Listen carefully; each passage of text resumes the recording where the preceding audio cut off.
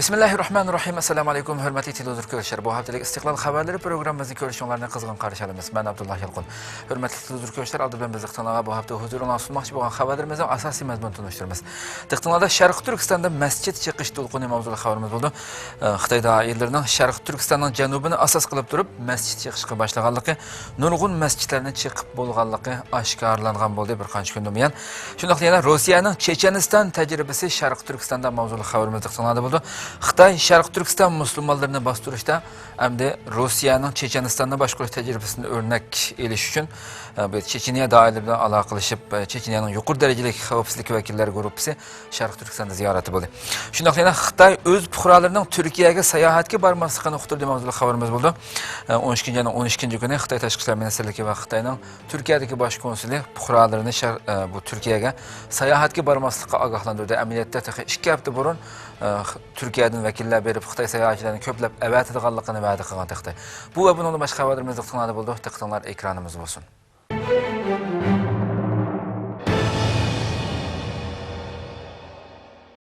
Sharq Turkistonda masjid chiqish to'lqini. Xitoy doiralarining Sharq Turkistonning janubini asos qilib turib, masjidlarni chiqishga boshlaganligi, nurg'un masjidlarning chiqilish xizmatining tamomlanganligi oshkorlandi. Sharq Turkistondan egallangan xabarlarda ma'lum bo'lishicha, Sharq Turkistonning janubida bo'libmi Qashqar viloyatini asos qilib masjidlar chiqilishga boshlagan. To'qqizoq noyasining Langariyasida masjidlarning chiqilishi amaliy ijro qilingan. Bu yeziga tava bo'lgan 11 kentdagi 86 masjiddan 57 masjid butunlay chiqib tashlanib, faqat 29 masjid qoldirib qo'yilgan.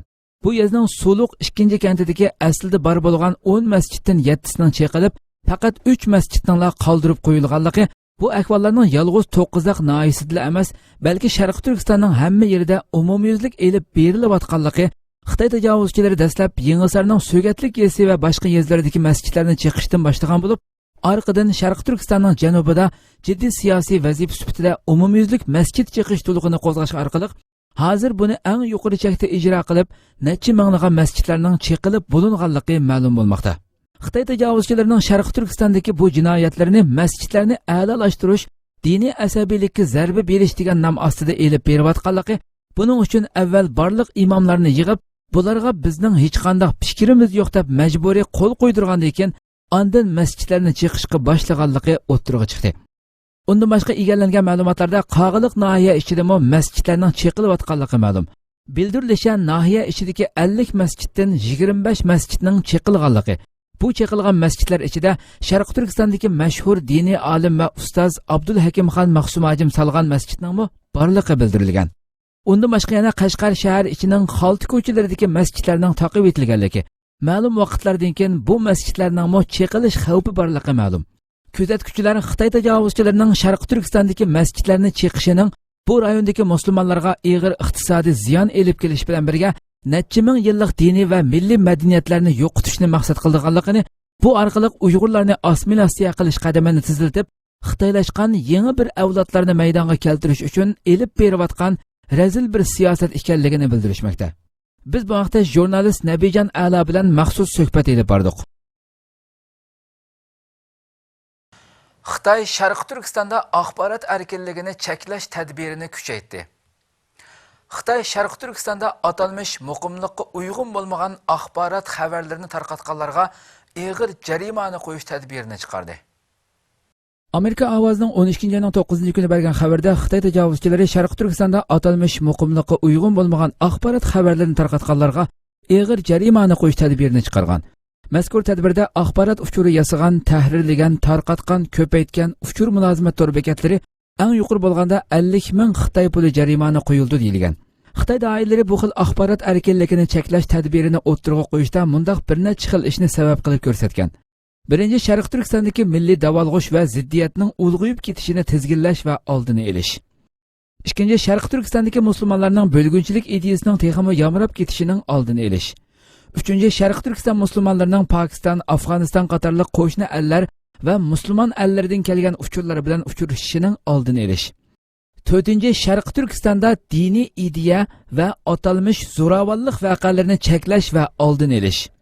kishilik huquq organlari Xitoyning atalmish muqimlik nomi bilan ko'rsatgan sabablarga qarata Sharq Turkistondagi milliy davolg'ush Xitoylarning Uyg'ur musulmonlariga har xil usullar bilan yurgizayotgan yuqori besim siyosati sababidan ham shundaqla bu rayondagi Uyg'urlarning oddiy diniy ibodatlarining ig'ir cheklamaga uchraganligida kamsitish va milliy ayrimchilik sababidan ekanligini bildirishmoqda. Rossiyaning Checheniston tajribasi Sharq Turkistonda. Xitoy Sharq Turkiston musulmonlarini bostirishda Rossiyaning Chechenistonni boshqarish tajribasidan o'rnak olmoqda. Yaqinda Checheniyaning yuqori darajalik xavfsizlik vakillar guruhi Sharq Turkistonda ziyorati bo'ldi. Xitoy Sharq Turkiston musulmonlarini bostirishda Rossiyaning Chechenistonni boshqarish tajribasidan o'rnak olmoqda. Xitoy va Rus ikki taraf Uyg'urlar va Chechenlarga qarata axborotning o'rtaq manfaatini salmoqini kuchaytirish uchun yaqinda Checheniya yuqori darajalik xavfsizlik vakillar guruhi Sharq Turkistonda ziyorati bo'ldi. Putinga sodiq Checheniya prezidenti Qodirov Checheniyaning bexatarlik tarmoqlari asabiy kuchlar va xalqaro terrorchilarga zarb berish tajribalarini Xitoyning bexatarlik tarmoqlariga o'tinib berayotganligini bildirgan. Xitoy tajovuzchilarining Sharq Turkistondagi doirlar bilan imzolagan kelishimiga asosan Checheniya xavfsizlik vakillar guruhi Urumchini ziyorat qilib, avval ikki taraf ijtimoiy tartibni qanday qo'g'dash to'g'risida keng ko'lamda aloqani kuchaytirgan. Undan boshqa hamkorlashish sohalarida bo'lsa, Xitoyga Checheniya alohida qismining mashq markazini tunishtirish va Checheniya xavfsizlik tarmoqlari qurollangan ilg'or qurollarni tunishtirish qatorliq ish faoliyatlarini elib borgan. Rosxo vakolatan Urumchiga kelgan Checheniya vakillarini Checheniya prezident yordamchisi Mardrop yetaklagan bo'lib, u Checheniyaning armiya, bexatarlik, axborot qatorliq sohalarga mas'ul ekan. Vakillar o'miki ishida Checheniya JX idorasining yuqori darajalik amaldori, Checheniya alohida qism mashq markazining mas'uli, Checheniya ichki qism mas'uli, xalq mudofaa armiya qo'mondoni qatorliqlar bor ekan. Vakillar o'miki Urumchini ziyorat qilish davomida Xitoyning Sharq Turkistondagi yuqori qatlam tajovuzchi kuchlari bilan ko'rishgan. Ko'rish jarayonida Madirov munularni bildirgan. Checheniya bilan Sharq Turkiston o'xshib ketadi. Checheniya urushdan keyin tiz asli kelyotadi. Checheniya Xitoy bilan bexatarlik sohasidagi tajribalaridan o'rtaq bahramand bo'lishni xohlaydi. Checheniya masalasiga uzundan beri diqqat qilib kelayotgan Rus faoliyatchi Cherkayov munularni bildirdi. Checheniya navbatda intayin tinch, undaq bo'lishining sababini ikki ahvolga xulosalashga bo'ladi. Birinchidan, Qodirovning qattiq bostirishi, ikkinchidan Checheniya xavfsizligiga xavf yetkazadigan qurolliqlarning hammasining Suriyaga ketishi. Trump Amerikaning bir Xitoy siyosatini o'zgartmoqchi. Amerikaning yangidan saylangan prezidenti Donald Trumpning Tayvan rahbari Tsai Ing-wen bilan elib borgan telefon suhbatidan keyin Tayvan bilan Amerika orasida yangidan diplomatik munosabatlarga yo'l ochilganligi ma'lum bo'lmoqda. Amerikaning yangidan saylangan prezidenti Donald Trumpning Tayvan rahbari Tsai Ing-wen bilan elib borgan telefon suhbatidan keyin Tayvan bilan Amerika orasida yangidan diplomatik munosabatlarga yo'l ochilganligi ma'lum bo'lmoqda. Trump Fox kanalida so'zlagan so'zda saylamdan keyin Tayvan davlat prezidenti Tsai Ing-wen bilan elib borgan telefon suhbati haqida to'xtalib, Amerikaning bir Xitoy siyosatiga qarata muomalalarida o'zgarish bo'lganligini, bu vaqtdagi siyosatlarni tushunib yetganligini bildirgan. Hamda Xitoy bilan savdo tijoratni asos qilgan holda boshqa ba'zi temalarda yangi kelishimlarni qilishdan ilgari bir Xitoy siyosatiga bog'lanib qolganning so'riqini qilishni talab qildi. U so'zida Xitoy mening kim bilan ko'rishishim va ko'rishmasligimni belgilab berolmaydi degan iboralarni qo'llandi.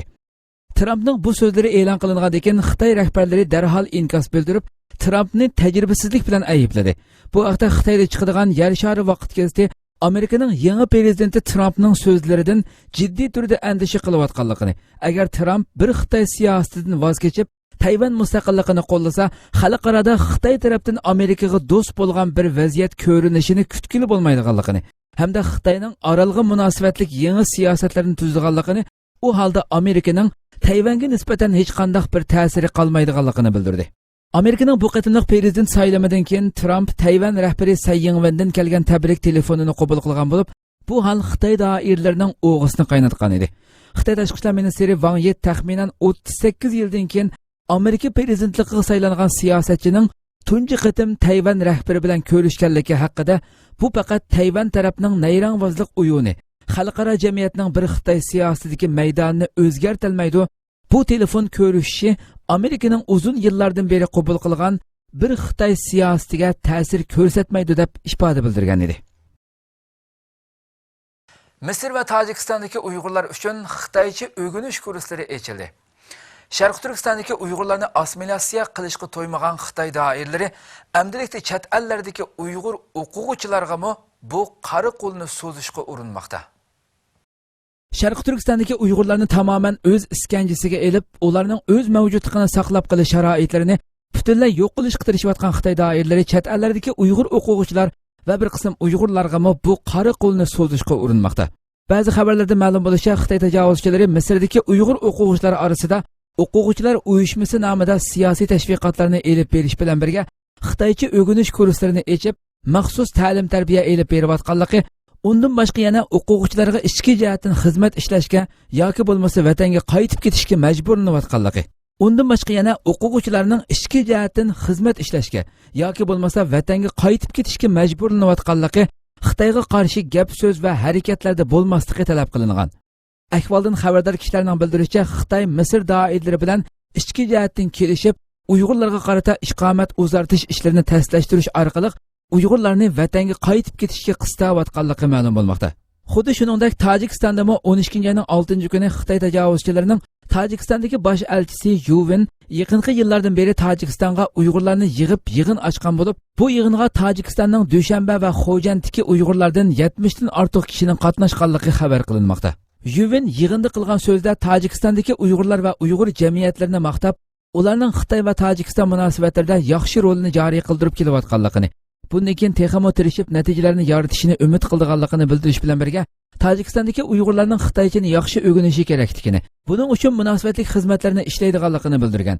Xabarlarga qaraganda, Xitoy tajovuzchilari Misr va Tojikistondagi bir qism o'quvchi va boshqa sohadagi kishilarni o'z kontrolligiga elib bo'lganligi, bo'libmi Misrda faol harakatlar bilan shug'ullanayotganligi ma'lum. Shundoq bo'lsa-mu, Xitoy doiralari to'xtamasdan siyosiy tashviqot va Xitoycha o'rganish kurslarini echish orqali Uyg'urlarni vatanda emas, balki chet ellarda kontrollik doirasiga elishni, bu orqali Uyg'urlarning haqliq da'volarini xalqaroda yetim qoldirishni maqsad qilayotganligi, kontrolligi ostidagilarning o'zidan yiroqlashib ketishidan hamda ularning o'zlariga qarshi ish faoliyatlari bilan shug'ullanib qolishidan andish qilayotganligi ma'lum bo'lmoqda. Xitoyning zulmi ostida qolgan xalqlar birlikda namoyish o'tkazdi. 2016-yil 12-oyning 10-kunidagi Dunyo kishilik huquq kuni munosabati bilan Tayvan mustaqillik tarafdorlari va boshqa ezilayotgan xalqlar birlashma namoyish o'tkazdi. Bu namoyish Yevropa, O'rta Osiyo, Janubiy Osiyo va shimoldagi bir qism davlat rayonlarida birli vaqtda elib berildi. 2016-yil 12-oyning 10-kunidagi Dunyo kishilik huquq kuni munosabati bilan Tayvan mustaqillik tarafdorlari va boshqa ezilayotgan xalqlar birlashma namoyish o'tkazdi. Bu namoyish Yevropa, O'rta Osiyo, Janubiy Osiyo va shimoldagi bir qism davlat rayonlarida birli vaqtda elib berildi. Namoyishga ishtirok qilganlarning hammasi degudek Xitoy kommunistlarining insoniy dafsandichiliklarni beshidan kechirayotgan, barliq huquqlari tartib etilgan Uyg'ur musulmonlarini alohida tilga oldi. Tayvanda o'tkazilgan birlashma namoyishga Yaponiya, Hong Kong, Mongoliya qatorliq ellardan bir bo'lak kishilik huquq faoliyatchilari kelib qatnashdi. Faoliyatda Yaponiyadagi Uyg'ur jamiyatining mas'uli Ilhom Mahmud apandi so'z qilgan bo'lib, u so'zda Xitoy tajovuzchilarining zulmiga uchragan hamma millat va xalq birlashishi, birlikni saqlab Xitoy tajovuzchilariga qarshi turishi kerakligini, Xitoy zulmining chekdan oshganligi, bo'libmi Uyg'urlarni terrorchi, bo'lgunchi degan tuhmatlar bilan tutqun qilib yo'qotayotganligi, amaliyotda Uyg'urlarning Xitoy kommunistlari degandek terrorchi yoki bo'lgunchi emasligini, Xitoy kommunistlari tajovuz bilan besib olgan o'z ziminini talab qilganligini, Sharq Turkiston Uyg'urlarning azaldan mustaqil davlati ekanligini va Uyg'urlarning hech qachon Xitoylarga beqinib yashab boqmaganligini bildirdi. Undan boshqa Hong Kong erkinlikni ilgari surish jamiyatining aktivlaridan Huang Taiyang so'z qilib, "Egilik huquq bo'lmasa, erkinlik bo'lmaydi. Tayvanning tarixi bizga bir savoq va ilhom. Ey Tayvan xalqi, sizlar asosiy jihatdan mustaqil bo'lish oldida turibsizlar. Sizlar Xitoy kommunistlar tarafidan odam qatorida muomala qilinmayotgan Sharq Turkistonliklar, Mong'ollar, Hong Kongliklar va Tibetlarni unutmasliklarini umid qilaman. Hong Kong mustaqil bo'lishi kerak. Mustaqillik bo'lmasa, erkinlik bo'lmaydi" deganlarni bildirdi. Namoyishda Tayvan tantarbiya mas'uli so'z qilib, 2020-yillik Olimpik tantarbiya yig'inida xalqaro jamiyatning Tayvan mohirlarini Xitoyning bir qismi sifatida muomala qilishiga qarshi turadiganligini, Tayvanning mustaqil davlat nomida bu yig'inga qatnashadiganligini bildirdi. Xitoy o'z fuqarolarining Turkiyaga sayohatga bormasligini uqtirdi. Xitoy Xalq to'rining 12-ayning 12 kuni bergan xabarda deyilishicha, Xitoy Tashqi ishlar ministrligi va Xitoyning Turkiyada turishliq bosh elchixonasi Xitoy fuqarolarini Turkiyaga sayohatga bormaslikka chaqirib bayonot e'lon qildi. Xitoy Xalq to'rining 12-ayning 12 kuni bergan xabarda Xitoy Tashqi ishlar ministrligi va Xitoyning Turkiyada turishliq bosh elchisi Xitoy fuqarolarini Turkiyaga sayohatga bormaslikka chaqirib bayonot e'lon qildi.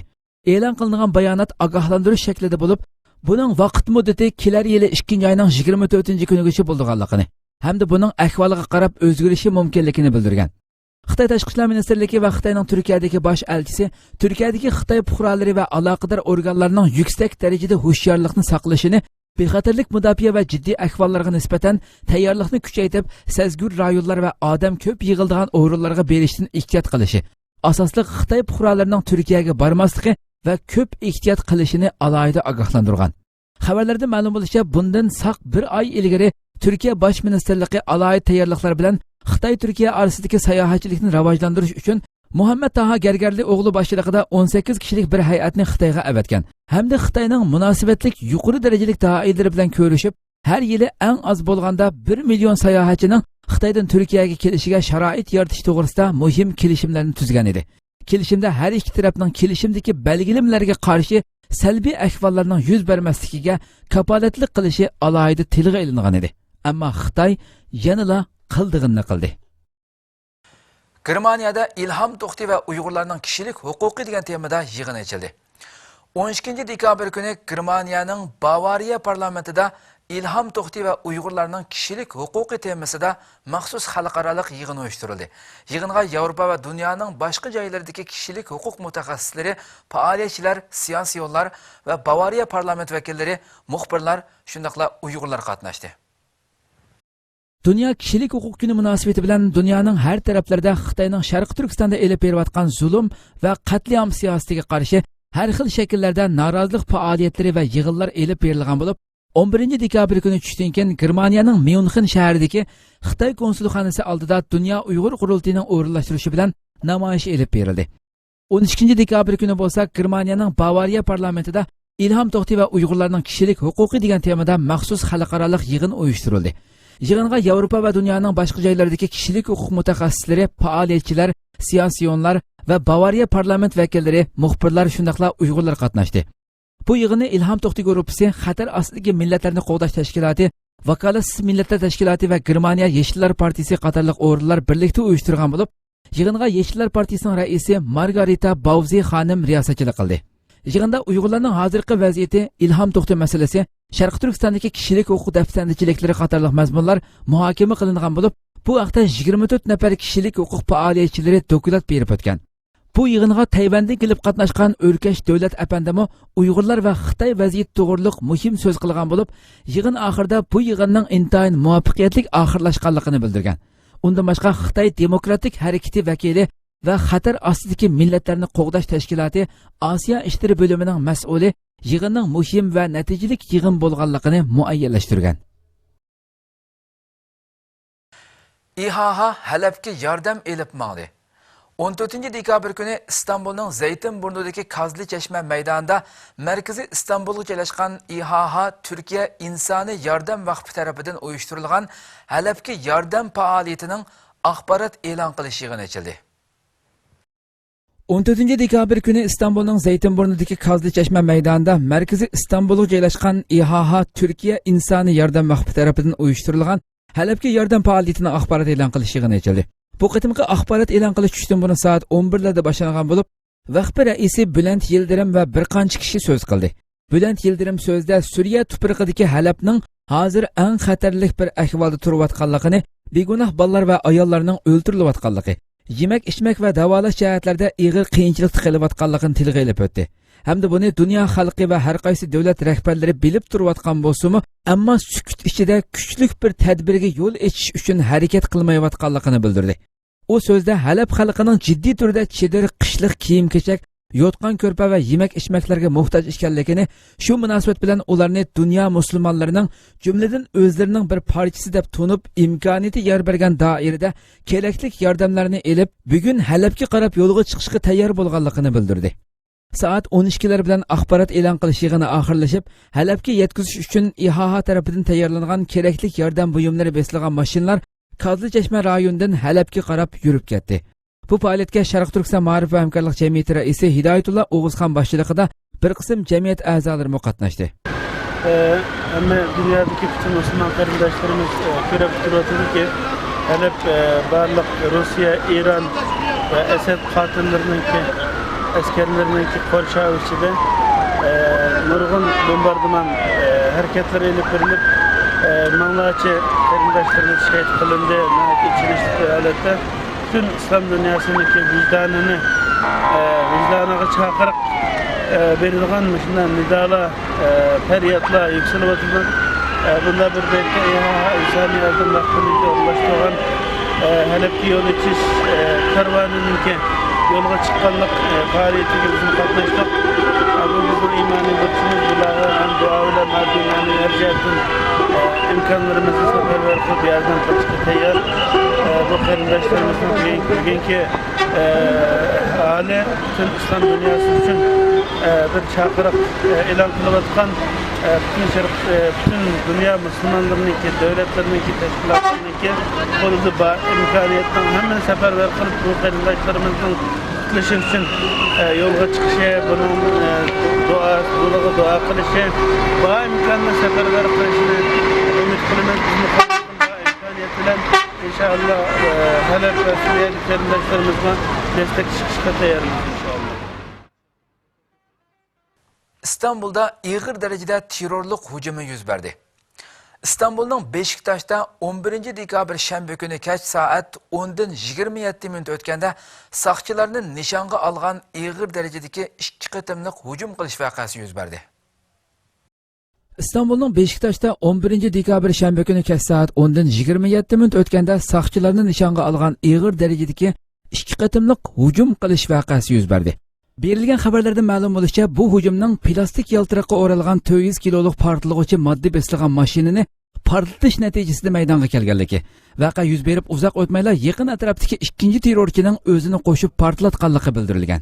Aniqlanishicha, bu terrorlik voqeasida 36 soqchi va 8 puhrani o'z ichiga olgan 44 kishining hayotidan ayrilganligi, 155 kishining yaralanganligi. Hozirgacha bu terrorlik voqeasiga munosabatli 13 kishi va bu voqeani qo'llab-quvvatlagan 8 kishini o'z ichiga olgan 21 kishi tutilganligi bildirilmoqda. Xabar Turkiyasining bergan xabarda portlatilgan mashinaning motori naq maydonga 50 metrcha yiroqlikdan tepilgan bo'lib, aniqlash jarayonida bu mashina bir hafta burun bog'chilardan 20 ming liraga setib olinib, Murat Kot ismli kishining nomiga ilinganligi voqeani PKK terrorchilarining keltirib chiqarganligi xabar qilindi. Voqea yuz bergandan keyin nurg'un davlatlar Turkiya hukumatini qo'llab ta'ziya bildirgan bo'lsa-mu, lekin Xitoy buningga hech qanday inkos bildirmadi. Sharq Turkiston ma'rif va hamkorlik jamiyati İstanbul'daki hujumni qattiq ayıpladı. İstanbul'un Beşiktaş'taki 36 soqchini o'z ichiga olgan 44 kishining o'limini va nurg'un kishining yaralanishini keltirib chiqargan vahshiy terrorlik hujumidan keyin Turkiyaning İstanbul'da faoliyat olib berayotgan Sharq Turkiston ma'rif va hamkorlik jamiyati bu hujumga qarata o'zining g'azab nafratini ifodalab bayonot e'lon qildi.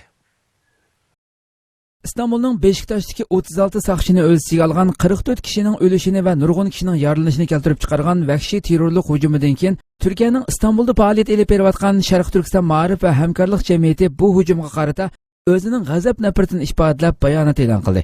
Bayonotda mundaq deyildi: Biz Sharq Turkiston ma'rif va hamkorlik jamiyati bo'lish sifatimiz bilan xoinlarcha elib berilgan bu terrorlik hujumini ayiblaymiz va la'nat o'qiymiz. Hayotidan ayrilganlarga Allohdan rahmat, ruhlariga shodlik va jannat tilaymiz. Yaradorlarga shifolik, oilalarga sabr va chidam tilaymiz.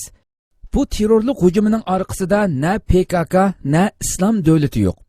Balki Turkiyaning kuchlanishini xohlamaydigan va Turkiyaning rayonda ustunlikni egallash yo'lidagi utuqlarni qabul qila olmagan numussiz cho'ng dushmanlar bor.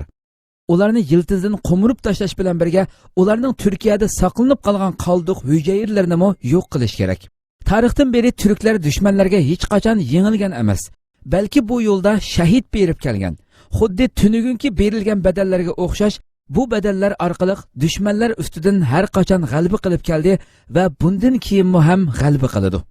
Janobi Alloh turk millatini qo'g'dusin, go'zal vatanimiz Turkiya mangu tinch bo'lsin. Qozog'istonda kechirim qonuni tasdiqlandi. Qozog'iston raisi Nursulton Nazarboyevning Qozog'iston mustaqilligining 25-yili munosabati bilan parlamentga sungan minglarcha mahbusni kechirim qilish qonun loyihasi parlament tarafidan tasdiqlandi. Qozog'iston prezidenti Nursulton Nazarboyevning Qozog'iston mustaqilligining 25-yili munosabati bilan parlamentga sungan minglarcha mahbusni kechirim qilish qonun loyihasi parlament tarafidan tasdiqlangan bo'lib, parlament boshlig'i Nurlan Nig'matulning boshchiligida ochilgan yig'inda parlament a'zolarining birdek kechirim loyihasiga qo'shilganligi bildirilgan. Bu qatimgi kechirim qonunini Nazarboyevning yaxshi niyatining va insonparvarligining bir ko'rinishi ekanligini bildirgan Nig'matul, bu qonun maxsus jinoyatchilarni o'z ichiga oldiganligini tilga olgan. Hamda bu qonun doirasiga kiradigan jinoyatchilarning homildor ayollar, meyiblar, bolalar, bolalarga qaraydigan qarag'uvchisi yo'q erlar va yashanganlarni o'z ichiga oldiganligini bildirgan. Qozog'istondagi tasdiqlangan bu kechirim qonun bilan minglarcha jinoyatchilarning qo'yib berilganligi kutilmoqda. Undan boshqa Qozog'iston musulmonlari diniy idorasi butun turmalardagi jinoyatchilarga islom dinining haqiqatlarini tushuntiradigan diniy imomlarni tayinlaganligini bildirdi. Azatliq radiosining bu vaqtda bergan xabariga qaraganda, tayinlangan bu imomlar bir yil ichida 186 kishining an'anaviy diniy tushunchaga kelishiga yordamchi bo'lgan. Qozog'istonda terrorlik va diniy oshqunlikqa doir jinoyatlarning 2000-yilning 5-dan boshlab maydonga kelishga boshlaganligi bildirilgan xabarlarda, hozir Qozog'istondagi 67 turmada 400 dan ortiq musulmon terrorlik va diniy oshqunlik jinoyati bilan tutib turilmoqda deyildi. Yana bir tarafdan Qozog'iston musulmonlar diniy idorasi maxsus bir bo'lim tasdiqlagan bo'lib, bu bo'limda ishlaydigan imomlar tutib turilayotgan diniy oshqunlik va terrorizmni qo'llaydigan kishilarni o'zgartirishga tirishadi ekan. Bu tirishchiliklar bo'lsa diniy suhbatlar shaklida elib berilgan bo'lib, buning yanında imomlar o'ziga xos iqtidor bilan yoshlarning radikal iqimlarga ergishib ketayotganligining sababini aniqlaydiganligi bildirilmoqda. Hurmatli televizor ko'ruvchilar, shuna qilib bu haftalik istiqlol xabarlari programmamiz shu yerda oxirlashdi. Kelar qatimgi programmamizni ko'rishgacha sizlarni janobi Alloh topshiramiz. Shuna qilib programma oxirida ekran orqasiga barliq xizmatdoshlarimga ko'pdan ko'p rahmat aytaman. Assalomu alaykum va rahmatullohi taala va barakatuh.